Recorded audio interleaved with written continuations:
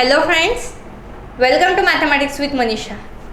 Today we will discuss about practice set 1.4. So in that practice set we will learn 4 example, first, second, third and fourth. ये जो video ये first part होगा practice set 1.4 का, जो second part है उसमें remaining जो example है हम वो लर्न करने वाले हैं. सो आज के वीडियो में जो फर्स्ट एग्जाम्पल है वह हम लर्न करते हैं. देखिए मैंने फर्स्ट एग्जाम्पल बोर्ड पे लिखा हुआ है. The ratio of the corresponding sides of similar triangle is 3:5. Then find the ratio of their areas. Example है यह, और ये करस्पॉन्डिंग का मैंने सिर्फ हाफ लिखा है वर्ड, आप समझ जाना. वह करस्पॉन्डिंग लिखा हुआ है. उन्होंने कहा है रेशो दिया हुआ है सिमिलर साइड्स का और वह है 3:5, और उसके बेस पे हमें फाइंड आउट करना है रेशो ऑफ देयर एरियाज. सो यहाँ पे मैं लिखती हूँ. देखो हम यहाँ पे आंसर को स्टार्ट करते हैं. अकॉर्डिंग टू जो हमने थ्योरम लर्न किया था, मेरे लास्ट वीडियो, मेरे जो अगला वीडियो, इसके पहले का जो वीडियो है उसमें थ्योरम आपको समझा के दिया है. आप वह पहली वीडियो देखिए, उसके बाद यह देखिए, ताकि आपको आसानी से पता चलेगा कि वह थ्योरम का यूज़ हम इसमें इस प्रैक्टिस सेट में कैसे करते हैं. सो यहाँ पे मैं लिखती हूँ according to the theorem of areas of similar triangle.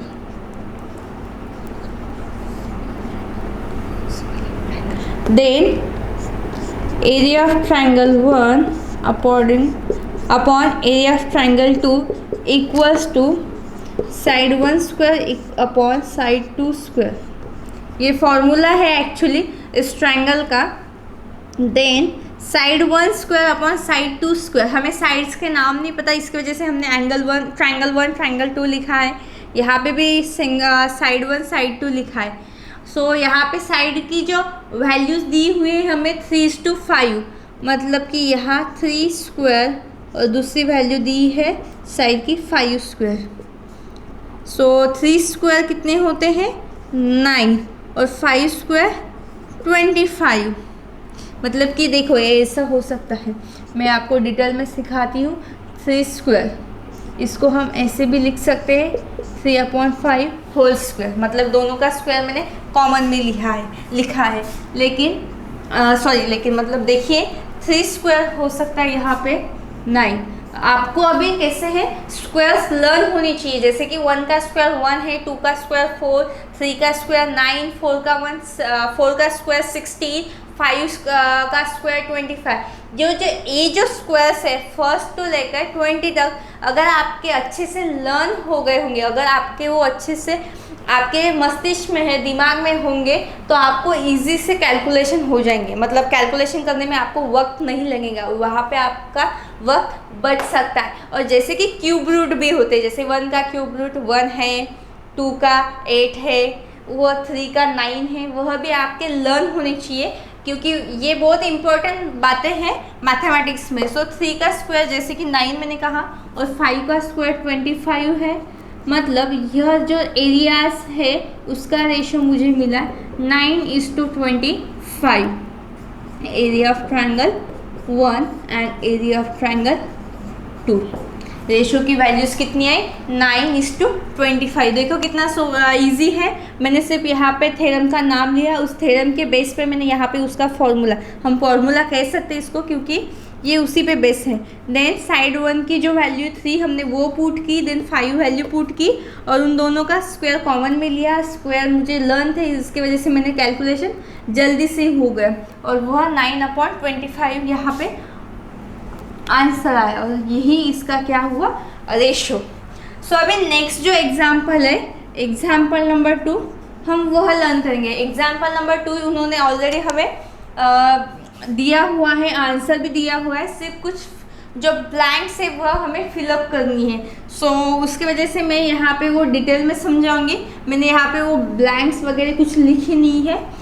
देखिए If the triangle ABC is similar triangle PQR, then A B and P Q equals to 2:3, मतलब A B upon P Q का जो रेशो है वो दिया हुआ है 2:3, मतलब 2/3, और हमें इसका एरिया निकालना है। देखो area of triangle A B C और area of triangle P Q R, यह निकालना है।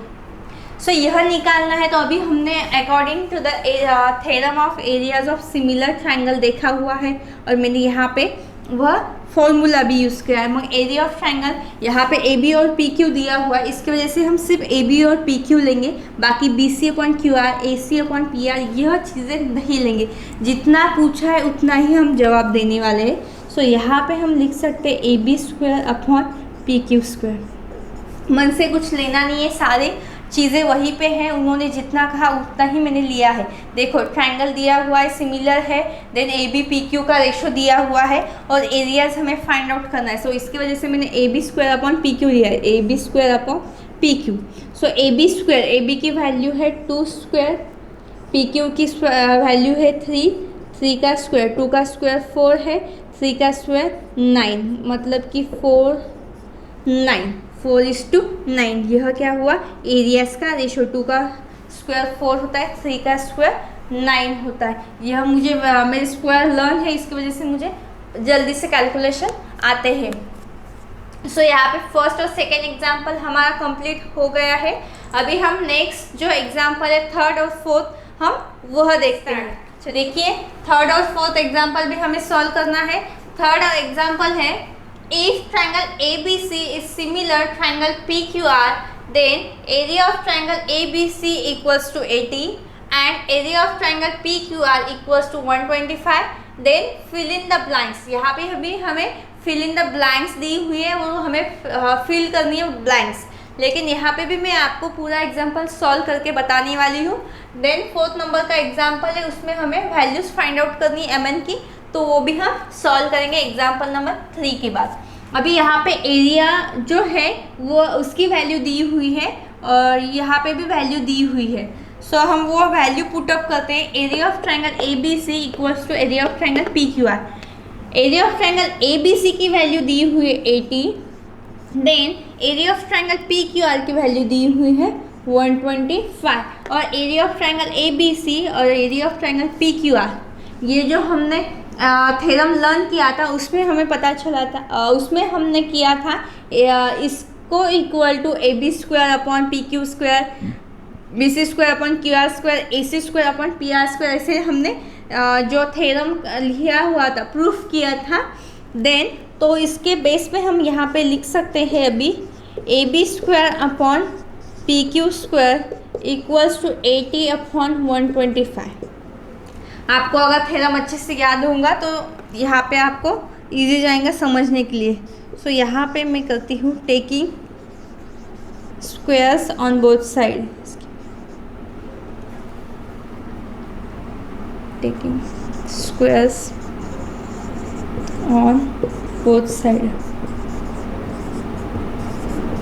दोनों साइड्स के अगर मैं स्क्वायर लेती हूँ तो यहाँ पे मुझे A P upon P Q, और यहाँ पे मिलता है 80 अपॉन 125, और इसको मैं लिख सकती हूँ 16 5 ज़ा 80, 25 5 ज़ा 125। सो 5 कैंसिल होंगे, यहाँ पे मुझे मिलते हैं 16 अपॉन 25, और 16 का अगर स्क्वायर रूट में निकालूँ तो मिलते हैं 4 4 ज़ा 16, 5 ज़ा 25, मतलब 4 का स्क्वायर है 16, 5 का स्क्वायर है 25, और इसका आंसर मुझे मिलता है 4:5। देखो कितना इजी है, हमने कितने जल्दी से निकाला है वैल्यू उसकी, 4/5 है। सो अभी फोर्थ नंबर का जो एग्जाम्पल है, देखो मैं पढ़ती हूँ। Triangle L M N is similar to triangle P Q R and 9 multiply area of triangle P Q R equals to 16 multiply area of triangle L M N. If QR equals to 20 then find MN। यहाँ पे भी हमें theorem का use करना है। Actually इसमें समझाने जैसी कुछ भी बात नहीं है, लेकिन फिर भी मैं आपको समझा दे रही हूँ सारी चीज़ें। अभी 9 multiply area of triangle P Q R equals to 16 multiply area of triangle L M N. ये जो एरिया आप दो, एक तो इस साइड लेके जाओ, नहीं तो एलिमेंट को इस साइड में लेके आओ, कोई फ़र्क नहीं पड़ता। सो मैं यहाँ पे एक काम करती हूँ, 9/16, 16 को इस साइड भेजने वाली हूँ मैं। देखिए मैंने भेजे हैं, और यहाँ पे अगर मैं 16 इस साइड में लेती हूँ, मल्टीप्लाई इसकी वजह से डिवाइड हुए। सो यहाँ पे मुझे ऐसा लिखना होगा, एरिया ऑफ ट्रायंगल 11 को कौन सा एरिया, यह एरिया ऑफ ट्रायंगल डिवाइड हो जाएगा।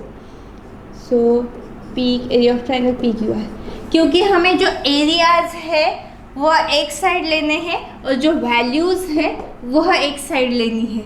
सो यहाँ पे 9/16 as it is equals to area of triangle 11, area of triangle P Q R, मतलब यहाँ पे क्यू आर मिला है और एम एन फाइंड आउट करना है। फिर यहाँ पे मैं इसे लिख सकती हूँ M N square Q R square. ये फॉर्मूला है, ये थ्योरम है, इसकी वजह से मुझे स्क्वायर लेनी ही पड़ती।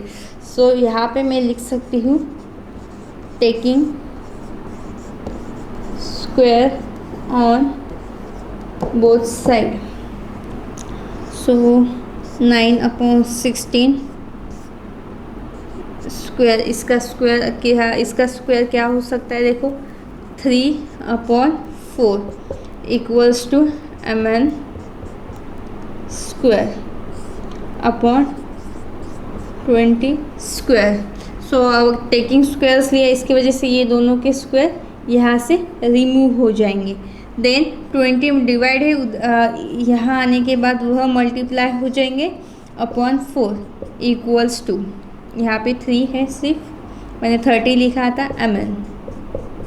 देखिए कितना इजी है, मैंने क्या किया, सिर्फ ना वैल्यूज़ एक साइड लिए और एरियाज एक साइड लिए। देन 9/16 एज इट इज़, और यह एरिया जो है इसका फॉर्मूला के हिसाब से मैंने M N square upon Q R square लिया, क्योंकि मुझे एम एन की वैल्यू चाहिए, इसकी वजह से मैंने दोनों के स्क्वायर लिया। और दोनों साइड से मैंने क्या किया, taking square on both side लिया। तो इसकी वजह से क्या हुआ, 9 स्क्वायर किसका है, 3 का, 16 किसका स्क्वायर है, 4 का, इसकी वजह से 3/4 यहाँ पे मिले equals to M N square. अगर मैंने यहाँ पे स्क्वायर एक्स्ट्रा लिया, इसकी वजह से ये दोनों स्क्वायर क्या हो जाएंगे, कैंसिल हो जाएंगे, और मुझे एम एन अपॉन 20 कहाँ से आए, वैल्यूज़ दी हुई है क्यू आर की वैल्यू दी हुई है, वो सिंपली मैंने पुट की।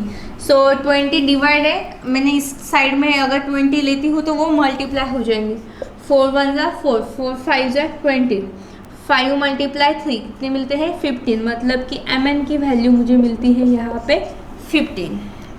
और यहाँ पे हमारा आंसर कंप्लीट होता है। हमें यही वैल्यू चाहिए थी एम एन की, और वह हमें मिल गई, और वह कितनी मिली हमें, 15। सो आज का जो वीडियो है यहाँ पे कंप्लीट होता है। मैंने चारों एग्जाम्पल बहुत अच्छे तरीके से आपको सिखाया है। सो अभी नेक्स्ट जो एग्जाम्पल हमारे बचे हुए रिमेनिंग एग्जाम्पल, वह हम नेक्स्ट पार्ट में देखेंगे। ओके।